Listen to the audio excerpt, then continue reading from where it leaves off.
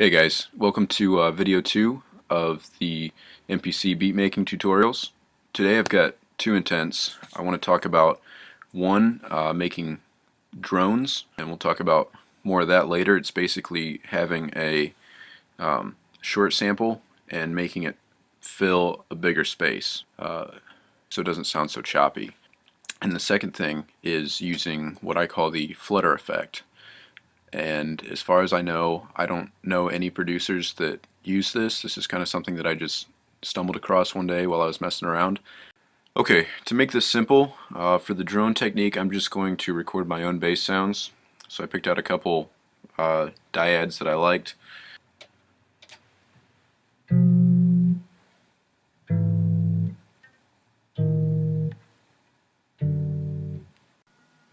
Okay, so now I've got those segments trimmed down into this right here.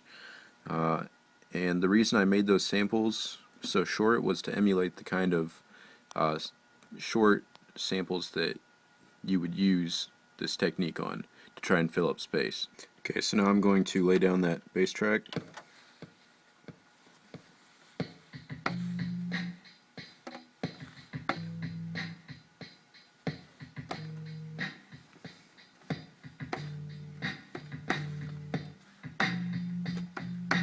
What I'm going to do is go to drum 1, which is where this is pulled up. You can see bass 1, bass 2, bass 3, bass 4, and I'm going to do the same thing. This is bass 1, and I'm going to make this bass 1, bass 2, bass 2, bass, and this is going to be bass guy. So now, as you can see,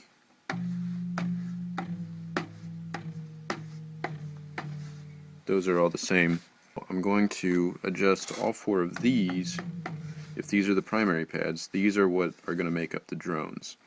So I'm going to make the attack on these higher. So for instance, I'll go to bass 1 and go to parameters, and I'm going to adjust the attack to try 20. Basically, you don't want any attack, but you because you want the end. What you're going to do, for instance, when this plays,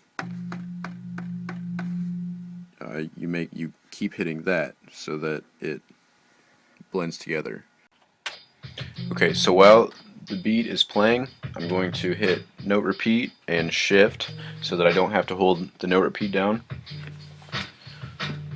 And then after each of the notes, I'm going to play its corresponding sample that has the attack cut off.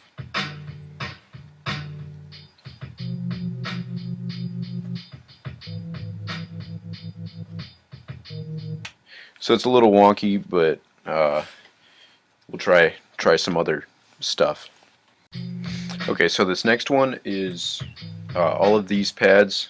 The attack is set at 10, and the overlap is set at mono, so it plays through the whole sample once I hit it, and no repeat this time. So here's what it sounds like.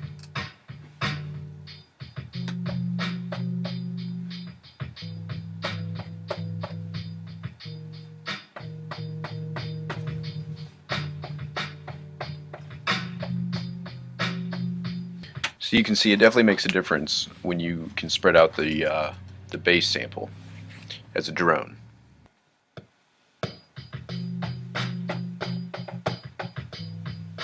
Okay, so now that I've recorded all the bass tracks for each respective bass note, it goes like this.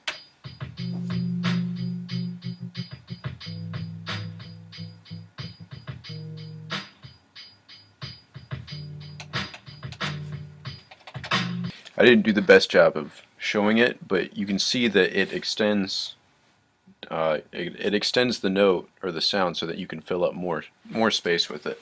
So now on to the Flutter effect. Okay, so the first thing I did was go into a Lionel Hampton record and pull out just real simple. It's unnecessary to have for this effect a long sample. This is completely fine. I might want it a little longer, so I'm going to bump it down to -70, down a fifth. That's what that sounds like. The Flutter effect is based on the idea that with the MPC, if you have, say you have two tracks that are both quantized, so two different notes land on the exact same alignment or time, say the second beat, right on the second beat, two notes are playing at the same time. If they're recorded to the same track, the MPC will erase the first note and it will just be the second one. So the idea behind it is that you're going to start by recording 30-second notes for 4 bars using one note. Then after that, with the note repeat on, that's how you're going to do. And then you do 16th notes with a different note. So whenever these 16th notes land where there was one of these notes playing, the MPC will erase this note and replace it with this note. Okay, so you're first going to record the 32nd notes, then the 16th notes, and finally the 8th notes, which will replace all of the 16th notes that happened whenever the 8th notes come in. So you're going to record all of this, and it will come out like this. So all of these are alternating at 30-second note speeds between the 3 notes that you chose. Okay, so what I'm going to do is go up here to 16 levels, right here, again, this button, and I'm going to set it to Lionel Hampton, and it's going to change the tuning, and I want it to arpeggiate up from this note, so I'm going to set the lowest value that I can. So that's going to give me, so I'm going to pick, I know I'm going to use this.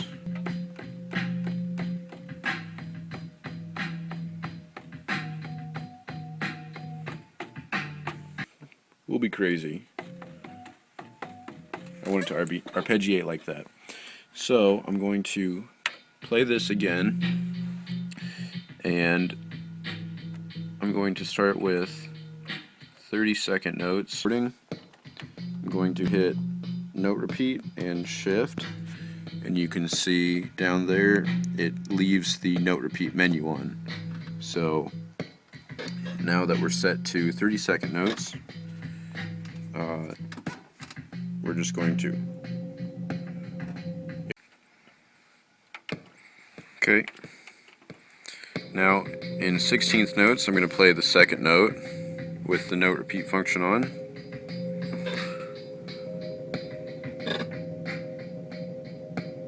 Really, you just got to make sure that you go the full however many measures you're choosing to do. I'm going to do 8th note triplets on the 3rd note, and now finally 8th notes with the final note.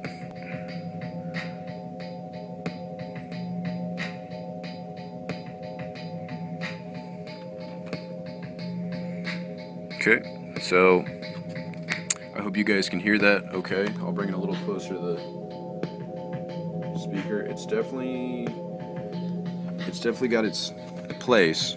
Can't overdo it, but with certain messing around with it, it really can turn out pretty cool. Bump up the tuning and then bring it down. Kind of creates like an ominous kind of thing. And my favorite is changing it to mono, because it sounds like this. And I'll solo that track just so you can hear that. So there you go, guys. Flutter technique and the drone technique. Hope you found this video useful. Peace.